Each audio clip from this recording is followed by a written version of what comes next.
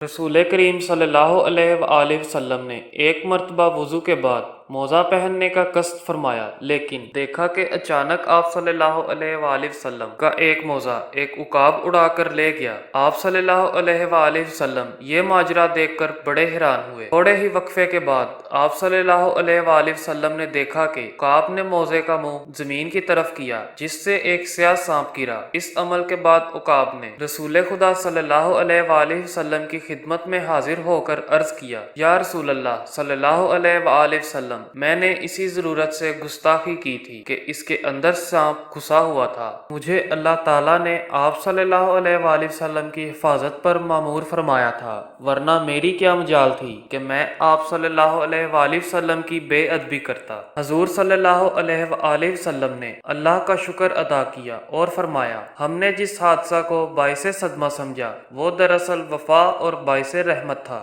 काब ने अर्ज किया कि मैंने हवा में उड़ते हुए सांप को मोज़ा में दाखिल होते देख लिया, तो इसमें मेरा कोई कमाल नहीं। या रसूल अल्लाह सल्लल्लाहु अलैहि वसल्लम, ये आप ही के नूर और रोशनी का फैजान और अक्स था। आप सल्लल्लाहु अलैहि वसल्लम तो सराजे मनीर हैं। अगर किसी दिल के अंधे को नजर नहीं आता तो ये इसका अपना कसूर है, क्योंकि तारीकी का अक्स तारीक ही होता है। दरसे हिकायत, आती हुई मुसीबत किसी बड़ी मुसीबत से बचाने का जरिया होती है, इसलिए हालात को सुपुर्दे खुदा ही रखना चाहिए। जज़ाकल्लाह।